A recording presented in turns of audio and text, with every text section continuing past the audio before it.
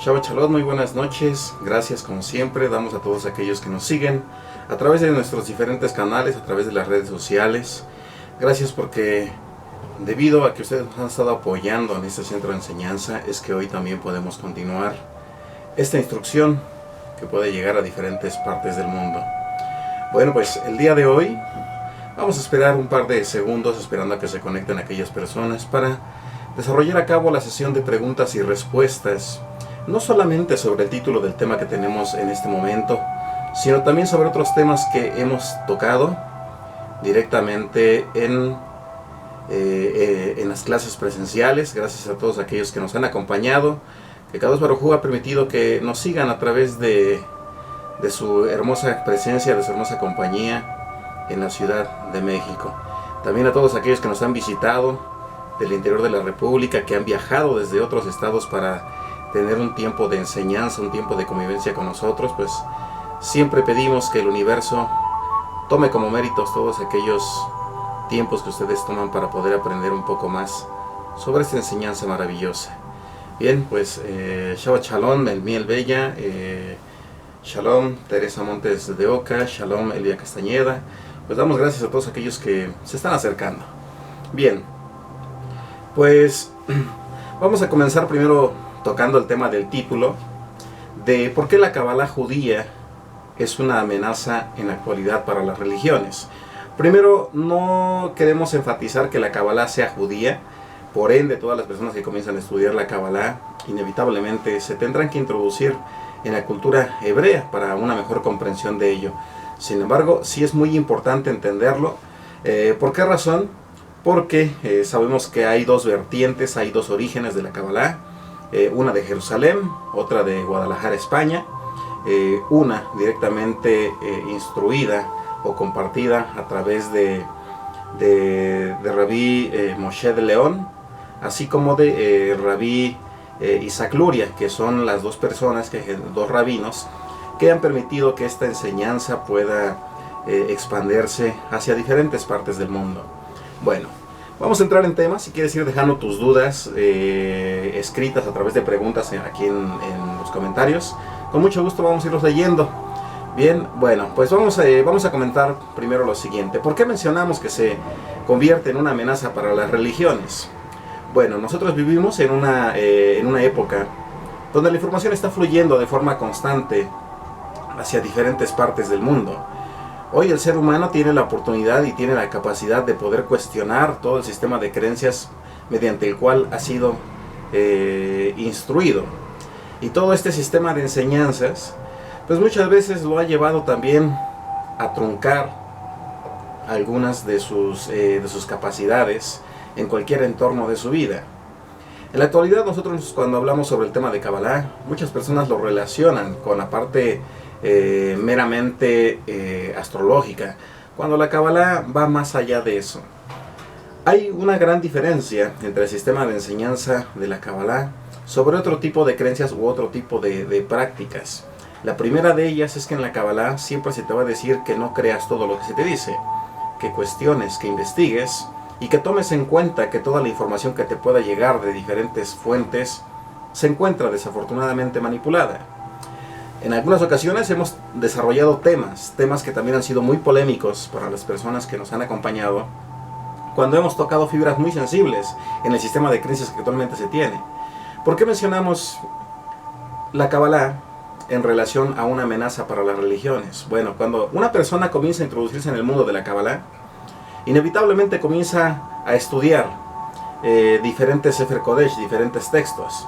Dentro de esos textos que nosotros conocemos como el Sefer Yetzirah, como el Zohar, como el Vairá, que son los tres fundamentos que debe de estudiar cualquier estudiante de esta enseñanza, descubre que inevitablemente el fundamento proviene de los primeros 5 libros de Moisés, conocido como Moshe Rabenu en el judaísmo. Estos 5 libros, que son parte de cualquier Biblia, comienzan a generar una interrogante necesaria. ¿A quién va dirigido originalmente la Kabbalah y a quién se le reveló? Cuando nosotros tenemos el contexto original de la historia y desplazamos por un momento aquellas ideologías que se nos han implantado, entendemos que los textos hebreos o una Biblia proviene directamente de la comunidad hebrea. Y también, cuando hablamos sobre el tema inclusive de Yeshua, siempre mencionamos constantemente que todas las enseñanzas que él comienza a impartir no están dirigidas para Francia, no están dirigidas para Alemania, no están dirigidas para Estados Unidos, no están dirigidas para México. Están dirigidas exclusivamente, como dice él, para las ovejas perdidas del pueblo de Israel. Es decir, es un libro que va dirigido para personas que han estado cerca de la convivencia con las prácticas de la Torá. Eso es lo primero que usted debe entender. Ahora imagínese usted cuando nosotros mencionamos que la perspectiva que usted debe de tener cuando lee el Zohar debe de ser una perspectiva judía. Esto quiere decir que cuando usted comience a leer, ya sea el Tanaj, o la Torá, o el Sefer Yetzirah, o el Zohar, deben entender lo siguiente, que estos textos, aún Moshe de León, o aún Isaac Luria, se estaban dirigiendo a una comunidad que daban por hecho ya estudiaba las porciones de los rollos. Es decir, usted tendría en ese momento que pasar su sistema de creencias y de cultura semejantes a las del pueblo de Israel. Qué complicado, ¿verdad? Porque allá es donde entra precisamente la anomalía que hoy en día se genera en las diferentes enseñanzas del tema de la Kabbalah. Entonces vamos a partir nosotros por ese punto. Cuando nosotros hablamos que la Kabbalah se convierte en una amenaza para las religiones, realmente se convierte en una amenaza porque la Kabbalah te va a llevar a entender que el mundo espiritual o el mundo celestial que antes no se podía describir, hoy se entiende, hoy se describe. Hoy, gracias a la ciencia, gracias a los estudios que constantemente nosotros revisamos, usted también revisa a través de sus diferentes sistemas educativos, sabe muy bien que hay un mundo que nosotros no podemos observar con nuestros ojos naturales, pero que existe. Entonces la Kabbalah le va a comenzar a usted a enseñar, no solamente a decir que debe de tener emuná o debe de tener fe. La Kabbalah le va a llevar a usted a desglosar cómo funciona esa fe, cómo se activa la emuná, cómo funciona la energía, la vibración en todo el entorno que usted le está rodeando. Y esa es la diferencia. De una u otra forma, se le comienza a enseñar al estudiante de la Kabbalah que todos de una u otra forma somos, más allá de un grupo de células, somos un conjunto de átomos, un conjunto de moléculas que estamos integrados y reaccionamos de forma conjunta o de forma masiva ante todo nuestro entorno. En la Kabbalah, nosotros no nos limitamos meramente al estudio de un Sefer Kodesh o de un texto sagrado. Las religiones toman como fundamento un libro conocido como la Biblia. Pero ¿qué ocurre? Vamos a hablar de esto y esto es lo que generalmente genera una pequeña comezón o una pequeña incomodidad al religioso. ¿Y cuál es? Bueno, cuando nosotros les decimos, ¿usted qué entiende por Biblia? Muchas personas dicen, bueno, pues la Biblia es lo que yo voy y compro en alguna librería religiosa y en esta librería, pues yo voy a encontrarme un libro que tiene un mal llamado Antiguo Testamento y un llamado Nuevo Testamento. Y eso es un error. Cuando usted tiene que hacer referencia al término de Biblia, al término de Tanaj, tiene que hacer referencia a lo que muchos han llamado como el Antiguo Testamento. Y que por llamarse Antiguo Testamento muchos han decidido descartarlo cuando usted comienza entonces a descubrir que todo lo que se llama Nuevo Testamento no es más que la redacción o la historia de un grupo de judíos que describían la vida de un rabino llamado Yeshua.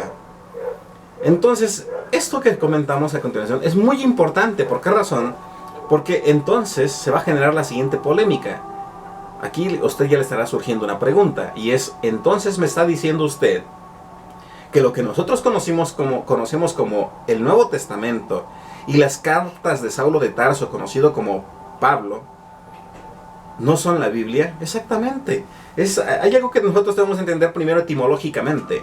La palabra Biblia significa libros o una biblioteca. Pero cuando nosotros hablamos sobre el Tanaj, para aquellos que asistieron directamente a las clases presenciales, recordarán que mencionábamos que Tanaj tiene representadas las letras, el significado de la letra de la Torá, de los Nevi'im y los Ketuvim. que eso forma la palabra Tanaj. Ahora, es importantísimo también que nosotros entendamos algo y que honestamente cada uno de nosotros revise a través de nuestro diario caminar. ¿Por qué las religiones en la actualidad no están dando una respuesta adecuada al sistema de creencias de las personas? Las personas en la actualidad tienen muchísimas dudas, muchísimas interrogantes sobre cuál es el camino verdadero que me va a llevar a mí a conectar, a conocer ese mundo espiritual que ha revelado el Ser Supremo. Y bueno, para ello pues nosotros vamos introduciéndonos paso a paso en cada una de estas, de la interpretación de cada una de estas enseñanzas. La primera de ellas, como comentábamos hace un momento, no está solamente fundamentada en un texto que muchos llaman la Biblia. Aquí, como estudiante de la Kabbalah judía, usted comienza a participar de las enseñanzas del tema de la física o la mecánica cuántica. Esto quiere decir que cuando nosotros mencionamos, que cuando decretamos algo con nuestras palabras tienen un poder que muchos todavía no terminan de comprender, pero es una realidad. Por ello, en nuestros canales, por ejemplo, de YouTube, hemos hablado un poco sobre el experimento de Masaru Emoto y la forma en que este doctor japonés realizó una investigación donde vertió en 3 recipientes diferentes agua, y a esos recipientes les colocó un adherible donde uno decía gracias, te amo, el otro no tenía absolutamente nada, lo ignoró, y el otro decía te odio. ¿Y qué ocurrió? Bueno, pues tras 21 días de tener esos contenedores de agua en observación, se percató de que el agua tenía un comportamiento que incluso se puede percibir a través de la visibilidad humana. Y después siguieron una serie de experimentos. Lo sorprendente aquí es, qué maravilloso es hoy descubrir que las palabras que nosotros decimos impactan el agua. Pero más maravilloso es cuando nosotros entendemos que el 75% de nuestro cuerpo, un poquito más, está hecho de agua. Entonces, si usted logra entender esta parte del comportamiento de la física y la química con el mundo espiritual que está revelado a través del Zohar, se unifica. Algo que también un gran maestro de la Kabbalah llamado Albert Goslan mencionó. Albert Goslan hace 2 años mencionaba, este maravilloso Ahim mencionaba que si en algún momento se lograse unificar la comprensión de la física y la mecánica cuántica junto con Kabbalah, se estaría a un paso de descubrir de qué forma conectar de una única esencia con el Ser Supremo. Y eso es lo que hoy estamos haciendo. Hoy estamos llevando este conocimiento a que, con el propósito de que aquellos que buscan una espiritualidad no tengan una espiritualidad meramente ciega, sino un conocimiento basado en la aplicación de sus conocimientos intelectuales producto de la academia que recibió, del sistema académico que recibió mientras cursaba algún estudio. Ahora, ¿por qué muchas personas comienzan a mencionar que la Kabbalah podría ser peligroso para la comprensión del ser humano? Bueno, aquí hay algo muy importante que nosotros debemos entender y vamos a volver a poner otro ejemplo. En la década de los 90 hubo un experimento muy interesante. Un experimento donde se tomó un soldado de la nación norteamericana. A ese soldado, vamos a llamarlo paciente, se le sustrajo un poco de ADN a través de su saliva. Y se observó cuál era el comportamiento del ADN que se le había retirado una vez que se comenzasen a ejercer una serie de manipulaciones al donante. Entonces, ¿qué ocurrió? Cuando a este militar, a este paciente, se le comenzó a generar estrés, se le comenzaron a generar una serie de afectaciones en el estado anímico, se observó que el ADN prácticamente se comprimía. Todos sabemos cómo es la cadena de un ADN, ¿verdad? Sabemos que es como una cadenita. Bueno, cuando esta persona se estresaba, el ADN se comprimía. Y esto mencionamos, si ustedes han estudiado también sobre las teorías de Fibonacci, la aplicación de la tecnología toroidal, si han ustedes también estudiado sobre el tema de la matemática fractal, sabrán que como es en el microcosmos, es también en el macrocosmos. Entonces, ¿qué ocurre en esto? Bueno, cuando la persona era afligida, el ADN se comprimía. Hagan de cuenta que la piel se apaciguaba, el estado de ánimo se angustiaba, y de ahí que muchas personas cuando se agobian aparentan más edad de la que tienen. Pero eso no era lo sorprendente. Realmente lo sorprendente es que cuando se observaba al paciente y su ADN como paciente,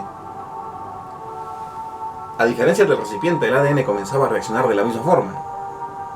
El ADN cuando cuando el paciente se le estresaba, su ADN respondía de la misma forma, a pesar de que ya no estaba en su cuerpo. Después, se pensó que era solamente producto de la energía. Entonces se decidió dejar al paciente ahí donde se encontraba y llevarse esta prueba, la prueba del ADN, a 700 kilómetros de distancia, del otro lado de la nación americana. Continuaron los experimentos y el resultado fue el mismo. La persona, estando a 700 kilómetros de distancia de su propio ADN, lograba conectar con solamente la porción que se le sustrajo y reaccionaba de la misma forma. Eso es verdad. Usted, si tiene internet, lo va a poder identificar. Ahora, ¿qué sucede? ¿Por qué es importante entender que sin importar dónde estemos nosotros, nuestra esencia puede ser manipulada? Usted ha escuchado algo y seguramente lo habrá platicado con muchas personas cuando dicen que cuando un evento que representa un poco de caos entre un hijo y una madre, a pesar de la distancia, la mujer llega a presentir, porque tiene una conexión, y obviamente la va a tener. ¿Por qué razón? Porque su hijo, su hija, forma parte de su ADN. Por lo tanto, si el hijo o la hija se encuentra afligido, en algún peligro, con algún accidente, en alguna otra parte del mundo, quien inmediatamente lo va a sentir va a ser su madre. Eso es ciencia, eso es lo que nos enseña también la Kabbalah. Ahora, mencionábamos hace un momento, no importaba la distancia, ni importa la distancia. El ADN reacciona, así esté usted del otro lado del mundo.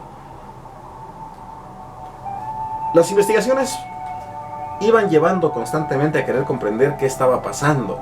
Si había un punto en el que el paciente como punto A y la muestra del ADN como punto B tenía un tiempo de conexión, es decir, tenía que pasar un tiempo para que a 700 kilómetros de distancia el ADN reaccionara. Pero fue sorprendente, y es sorprendente porque el ADN responde exactamente en el mismo tiempo.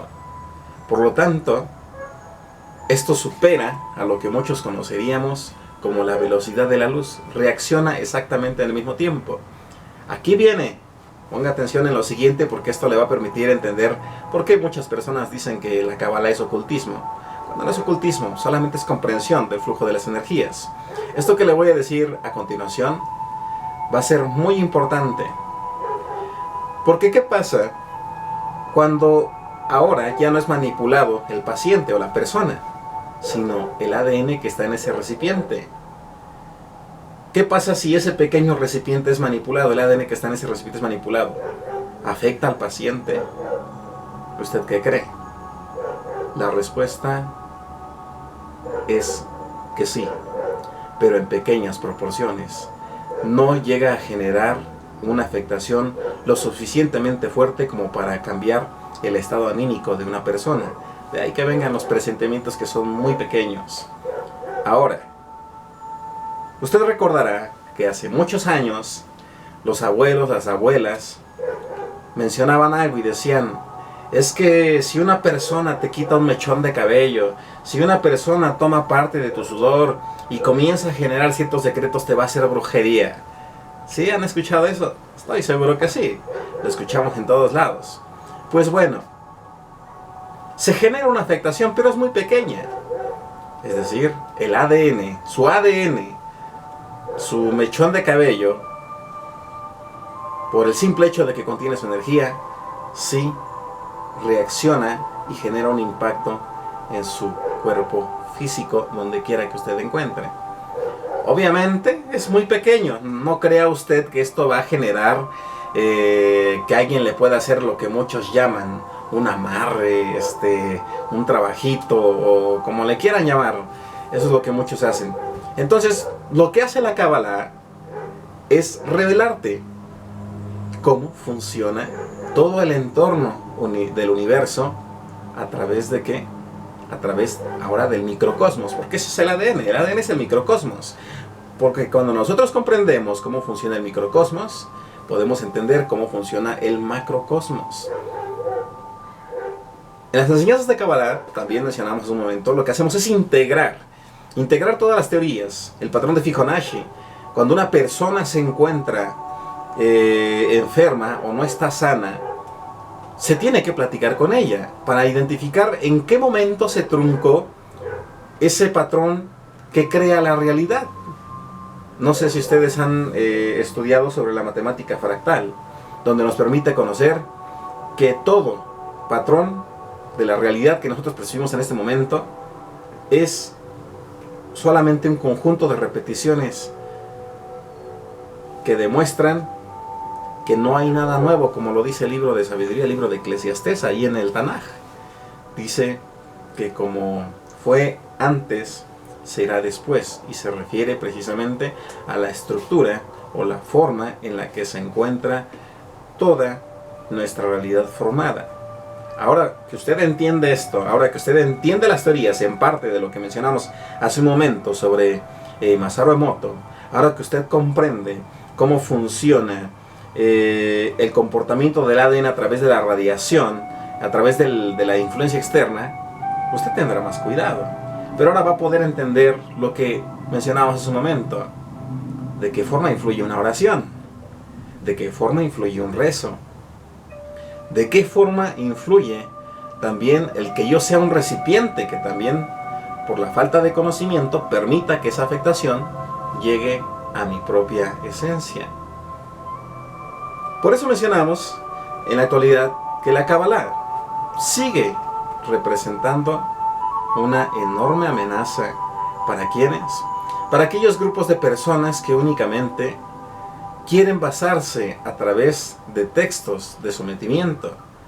Es muy importante que cada uno de nosotros preguntemos, investiguemos, cuestionemos para vivir una espiritualidad realmente libre. Cuando nosotros hablamos sobre el tema de las religiones y la amenaza que representa la Kabbalah para ellos, es porque la persona realmente conoce la verdad, una verdad que lo va a hacer libre, una verdad que lo va a llevar a entender cómo funciona el mundo espiritual, y no solamente mediante palabras repetitivas. Usted ha escuchado a líderes que tratan de alentar a las personas y les dicen ponte a hacer oración, ponte a hacer ayuno, pero si no le explica cómo funciona el ayuno, cómo funciona la oración, la persona solamente va a hacer algo sin tener ese conocimiento, algo ilógico. Y usted debe de saber que tiene un cerebro, y su cerebro generalmente busca respuestas y encontrarle una lógica a aquello que usted le está mencionando. Hay personas que cuando se han acercado con nosotros, nos ha sido maravilloso cuando hemos podido platicar con ellos y nos han preguntado, oiga, ¿para qué sirve el ayuno? Bueno, el ayuno al final del día lo que hace es purificar la energía que hay en usted. Vamos a poner un ejemplo. Hay personas que de pronto dicen, ¿el ayuno para qué sirve? El religioso dice, es que es para tener una mejor conexión con el mundo espiritual. ¿Pero a través de qué? A través del sometimiento de la carne. No, eso es mentira. Muchas personas piensan que eso es el ayuno. Un ayuno tiene la finalidad de depurar su cuerpo de toda sustancia que representa un proceso de descomposición o de muerte. Así es.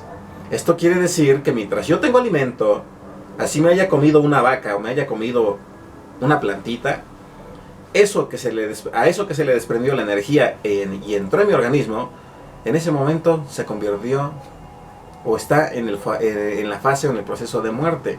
Cuando yo me abstengo de alimentos, lo que estoy haciendo es permitir que mi conexión de esencia, mi cuerpo físico, se limpie y por esencia se expanda la energía de armonía, de luz que hay en mí, y no tengo un proceso de muerte en mi interior. Eso es algo como lo que han enseñado los secretos de la Kabbalah. Bueno, eso no es de la Kabbalah, eso es de la Torah, sobre el secreto de por qué no mezclar la leche con la carne, porque la leche representa vida y la carne representa muerte, y que debe de haber un orden. Primero lo que da vida te lo consumes y después lo que da muerte. Pero ese es otro tema muy interesante que le va a permitir a usted conocer de qué forma lograr una mejor conexión. Cuando nosotros hablamos sobre el tema de por qué la Kabbalah judía también representa una amenaza para las religiones, es porque el estudiante inevitablemente comienza a introducirse sobre la comprensión, el entendimiento, el escudriñamiento de lo que ha llamado como un texto sagrado o como la Biblia. Como mencionamos en un inicio, comienza a identificarse que todos los textos de los Sefer Kodesh van dirigidos a una comunidad de la Torah, a una comunidad que conocía estos textos y que por ende sabría cómo aplicar toda esta energía. Por eso cuando usted asista a este centro de enseñanza aquí en Azcapotzalco, en la Ciudad de México, se dará cuenta que inevitablemente le decimos: adquiera una Torah y que adquiera también su Zohar, porque de forma paralela vamos a estudiar todo esto desde una perspectiva judía. Usted tiene que pensar como un judío, como una judía, e inclusive conocer los preceptos, los mitzvot que están establecidos, porque los preceptos tienen la finalidad de ayudar al ser humano a poder tener una serie de directrices, un manual, que si sigue, le va a ayudar a evolucionar de una forma comprensible y medible, que eso es lo más importante. Va a poder identificar entonces si ha partido del punto A, si ya va en el punto G, H, I, J, etc.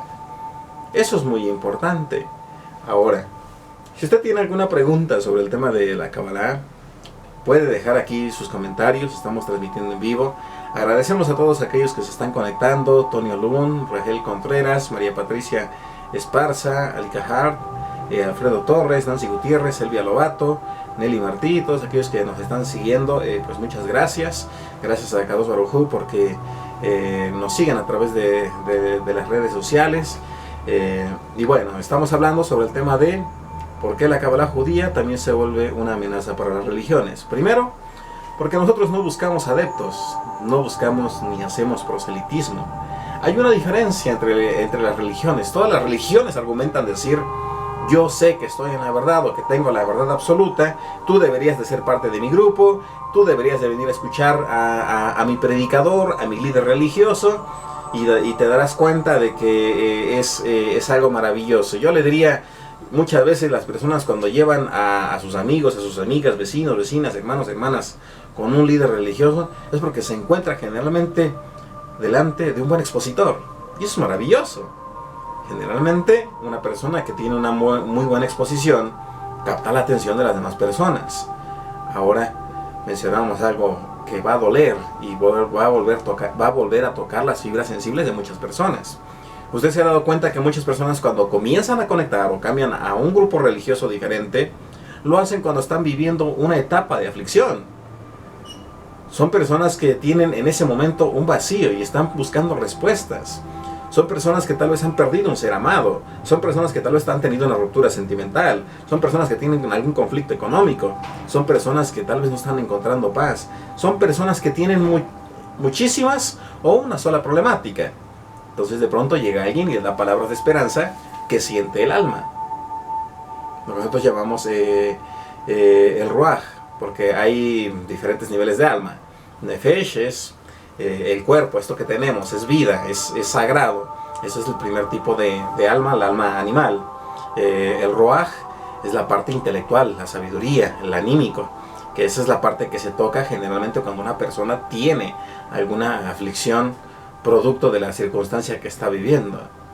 Entonces, mencionamos, esto genera también un dolor ahorita para las personas que tengan un líder religioso o que estén buscando adeptos. O si usted está asistiendo a un lugar donde está sintiéndose bien, no es malo, es bueno, pero no permita que le enclaustren o cautericen a usted su capacidad